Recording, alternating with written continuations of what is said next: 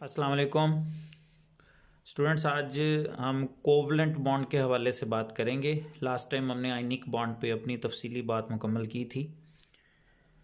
Covalent bond, जिसका कि दूसरा नाम इलेक्ट्रॉन पेयर बॉन्ड भी होता है। सबसे पहले तो इसकी डेफिनेशन पे बात करते हैं कि कोवलेंट बॉन्ड चीज़ क्या होती है। जिस तरह आयनिक बॉन्ड के हवाले से आपने देखा कि उसने कहा था कि किसी लो आयोनाइजेशन एनर्जी रखने वाले एटम की तरफ से एक या एक से ज़्यादा इलेक्ट्रॉन किसी हाई इलेक्ट्रॉन अफिनिटी रखने वाले एटम की तरफ अगर ट्रांसफ़र हो जाएं, मुंतकिल हो जाएं कम्प्लीटली, तो उसे हम साइंस की ज़ुबान में आयनिक बॉन्ड कहते हैं कि दोनों के दरमियान आयनिक बॉन्ड बन गया। अब कोवलेंट बॉन्ड क्या है? लीवस और कॉसेल जिन्होंने यानी कि ये कॉन्सेप्ट पेश किया, उनकी बयान करदा डेफिनेशन के मुताबिक कोवलेंट बॉन्ड जो है ये दो एटमों के दरमियान एक या एक से ज़्यादा इलेक्ट्रॉन के बाहमी इश्तराक, जिसको आप अंग्रेज़ी में म्यूचुअल शेयरिंग कहते हैं, तो वो म्यूचुअल शेयरिंग ऑफ इलेक्ट्रॉन्स से बनने वाला जो बॉन्ड होता है दो एटमों के दरमियान, उसे हम साइंस की ज़ुबान में कोवलेंट बॉन्ड कहते हैं।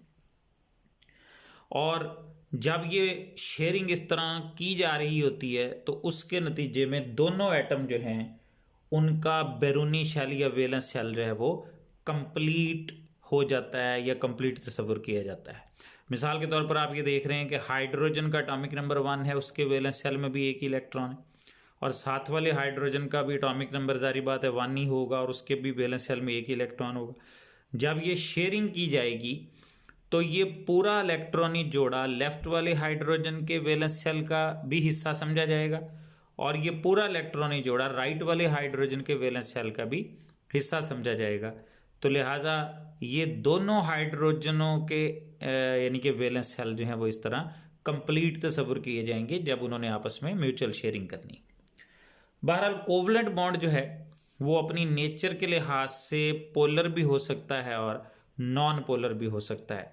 तो सबसे पहले हम नॉन पोलर के हवाले से बात करेंगे कि कोवलेंट बॉन्ड नॉन पोलर किस तरह समझा जाता है।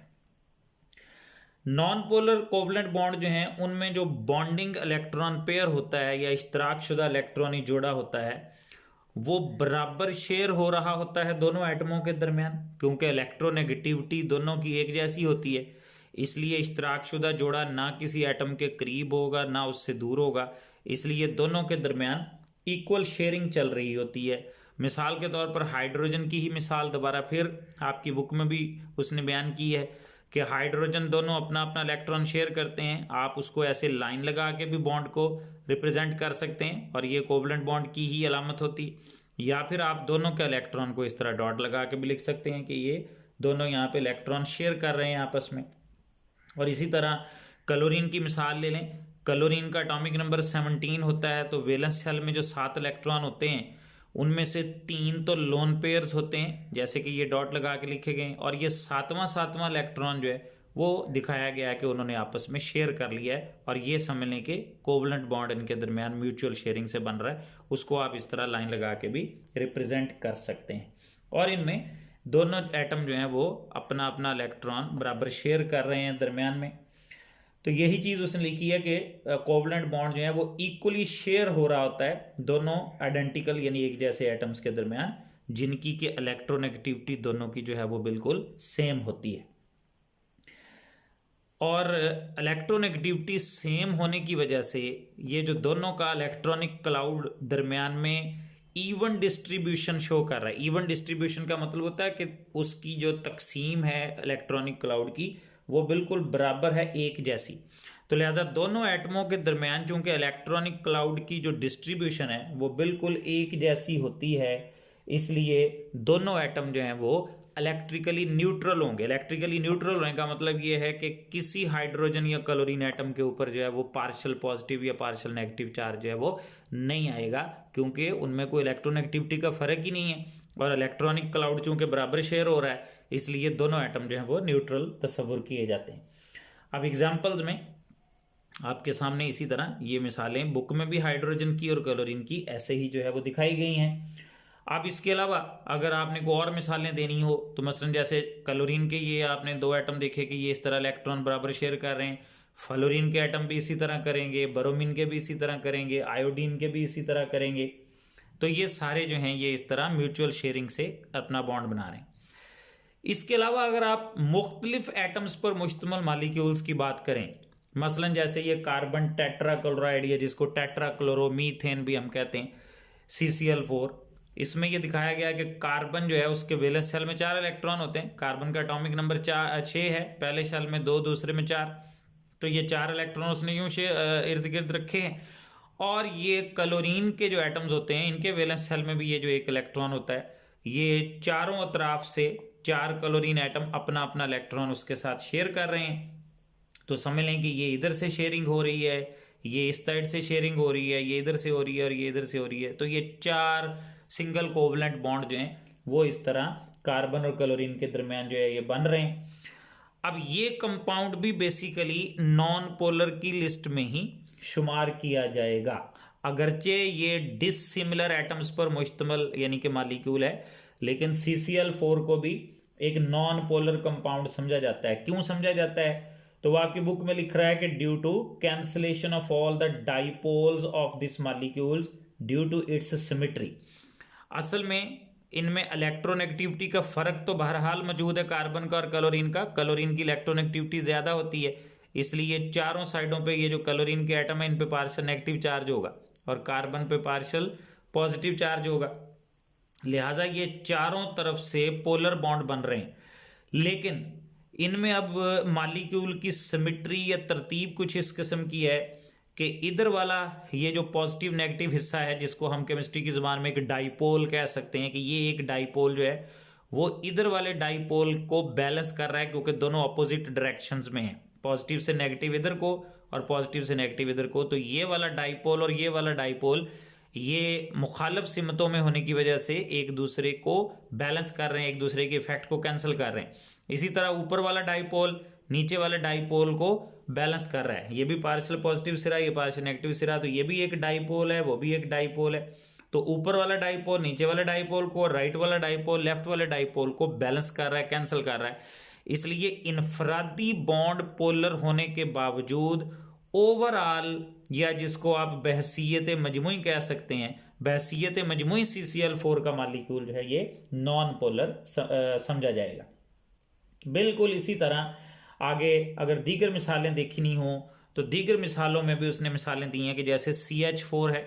अब इसमें भी यही चीज़ है कि डिसिमिलर एटम्स पर मुश्तमिल मालिक्यूल है, इनफरादी बॉन्ड किसी हद तक पोलर हैं यहाँ भी, क्योंकि मामूली सा इलेक्ट्रोनेगेटिविटी डिफरेंस कार्बन और हाइड्रोजन का है, लेकिन ओवरऑल मालिक्यूल नॉन पोलर समझा जाएगा। इसी तरह कार्बन हटा के उसकी जगह सिलिकॉन ले आए। सिलिकॉन के वैलेंस शेल में भी 4 इलेक्ट्रॉन होते हैं, क्योंकि एटॉमिक नंबर 14 है इसका, कार्बन के नीचे वाक़ है पीरियोडिक टेबल में ये, तो लिहाजा ये भी 4 इलेक्ट्रॉन शेयर करके इस तरह बॉन्ड बनाएगा, तो ये भी नॉन पोलर मालिक्यूल ही समझा जाएगा। और इसी तरह अगर हाइड्रोजन हटा के सिलिकॉन के साथ क्लोरीन लग जाए तो ये भी उसी तरह का मालिक्यूल है। इसमें भी इनफरादी बॉन्ड इलेक्ट्रोनेगेटिविटी डिफरेंस की वजह से पोलर होंगे, लेकिन बहसीयत मजमुई या ओवरऑल पूरा मालिक्यूल जो है वो नॉन पोलर ही समझा जाएगा, क्योंकि सिमेट्री ऐसी है मालिक्यूल्स की कि इनफरादी बॉन्ड पोलर हैं, लेकिन वो जो डाइपोल्स बनते हैं राइट लेफ्ट पे और ऊपर नीचे, वो एक दूसरे के इफेक्ट को कैंसिल कर देते हैं। अब अगर थोड़ा सा हम पोलर बॉन्ड्स के हवाले से बात करें तो आपकी बुक में जो उसने पोलर बॉन्ड्स के हवाले से इब्तदाई पैराग्राफ बयान किया है, उसके मुताबिक वो कहता है कि जब 2 डिफरेंट एटम जो हैं वो आपस में ज्वाइन हो, आपस में एक दूसरे के साथ मुंसलिक हों कोवलेंट बॉन्ड के जरिए, तो जो इलेक्ट्रॉन पेयर होता है, इलेक्ट्रॉनिक जोड़ा, वो इक्वली शेयर नहीं हो रहा होता बॉन्डेड एटम्स के दरमियान, और बॉन्डिंग पेयर जो है इलेक्ट्रॉन्स का वो जरा डिस्प्लेस हो जाता है, थोड़ा खिसक जाता है, किसकी तरफ? Towards the more electronegative atom, जरा ज्यादा इलेक्ट्रोनेगेटिव एटम की तरफ।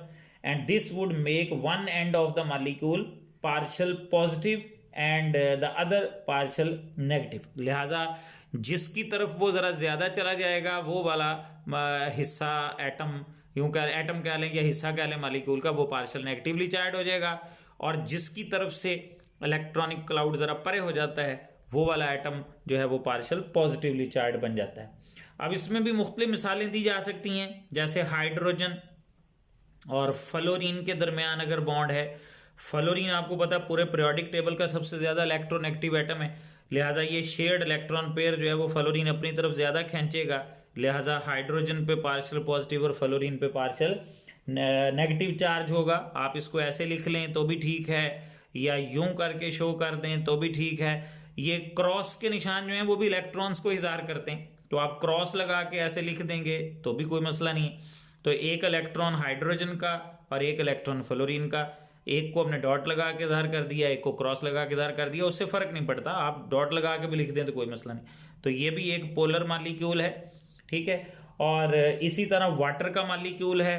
वाटर का स्ट्रक्चर आप यूं करके बहुत जगह लिखा देखते हैं, तो उसमें ऑक्सीजन की इलेक्ट्रोनेगेटिविटी ज़्यादा होने की वजह से पार्शियल नेगेटिव चार्ज, और हाइड्रोजन के दोनों एटम जो हैं वो लेस इलेक्ट्रोनेगेटिव होने की वजह से उन पे पार्शियल पॉजिटिव चार्ज हो जाएगा, क्योंकि शेयर्ड इलेक्ट्रॉन पेयर जो हैं वो ऑक्सीजन की तरफ ज़रा ज़्यादा चले जाते हैं, इसलिए ऑक्सीजन पे पार्शियल नेगेटिव और हाइड्रोजन पे पार्शियल पॉजिटिव चार्ज होगा, तो ये भी पोलर मालिक्यूल ही होगा।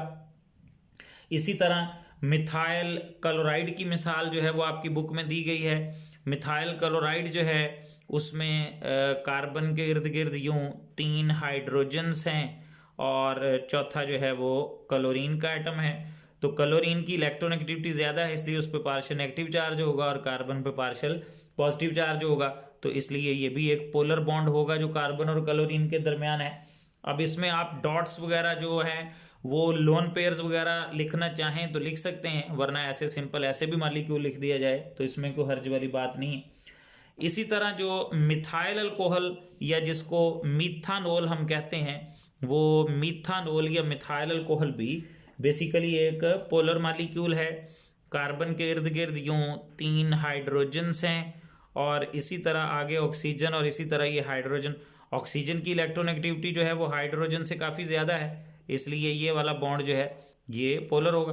बाकी के भी पोलर होंगे, लेकिन ये है कि जो ज़्यादा इलेक्ट्रोनेगेटिविटी का डिफरेंस है वो ऑक्सीजन और हाइड्रोजन के दरमियान है, तो इसलिए हम इतने हिस्से को कहेंगे कि ये इसका एक पोलर बॉन्ड है। और अगर आप कार्बन ऑक्सीजन के दरमियान भी देखें तो भी यही है कि कार्बन इलेक्ट्रोनेगेटिविटी लेस है ऑक्सीजन के मुकाबले में, इसलिए ये वाला बॉन्ड भी पोलर होगा और ये वाला भी पोलर होगा।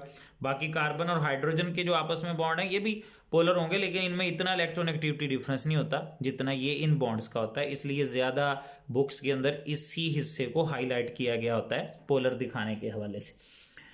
आगे उसने लिखा कि an atom can share more than 1 electron, यानी कि एटम एक से ज़्यादा इलेक्ट्रॉन की शेयरिंग भी जो है वो कर सकता होता है, और बॉन्ड सिर्फ सिंगल ही नहीं डबल और ट्रिपल तक भी जो है वो बन सकते हैं। मसलन जैसे ऑक्सीजन का ऑक्सीजन के साथ डबल बॉन्ड हो सकता है, नाइट्रोजन का नाइट्रोजन के साथ ट्रिपल बन सकता है। इसी तरह कार्बन डाइऑक्साइड में कार्बन जो है वो दोनों ऑक्सीजन्स के साथ ऐसे डबल बॉन्ड बनाती है, कार्बन डाइसल्फाइड में कार्बन सल्फर के साथ इस तरह डबल बॉन्ड बनाती है। तो ये सारे जो हैं ये यानी एक से ज़्यादा बॉन्ड भी एटम आपस में बना सकते होते हैं, ये डबल बॉन्ड है, ये ट्रिपल कोवलेंट बॉन्ड है, ठीक है जी। तो वो यही दिखा रहा है कि नाइट्रोजन इनर्ट गैस है और ये स्ट्रॉन्ग ट्रिपल बॉन्ड दोनों एटम आपस में इस तरह बनाते हैं। अब वो डॉट्स लगा के ऐसे इलेक्ट्रॉन्स को आपकी बुक में दिखाया गया है, आप लाइन लगा के भी ऐसे लिख दें तो वही चीज़ है। और इसी तरह ये नाइट्रोजन के साथ आप देख रहे हैं कि ये एक ऐसे और पेयर सा दिखाया गया है, ये असल में उसका लोन पेयर होता है। जब आप कन्फिग्रेशन लिखते हैं नाइट्रोजन की तो उसमें एक लोन पेयर जो है वो भी आपको नज़र आता है। इसी तरह ऑक्सीजन का जो है, ऑक्सीजन के पास 2 लोन पेयर होते हैं, तो इसलिए वो डॉट्स लगा के आपको मुख्तलिफ जगह पे ऐसे लिखे नज़र आते हैं। तो ये ऑक्सीजन के मालिक्यूल में डबल बॉन्ड होता है। कार्बन डाइऑक्साइड भी बेसिकली वो कहता है कि देखा जाए तो ओवरऑल ये एक नॉन पोलर कोवलेंट कंपाउंड है, हालांकि ये हीट्रो एटम्स यानी कि डिसिमिलर एटम्स से इसके बॉन्ड बने हुए हैं, लेकिन उसके बावजूद ये एक कोवलेंट कंपाउंड जो है, नॉन पोलर कोवलेंट कंपाउंड जो है वो समझा जाएगा।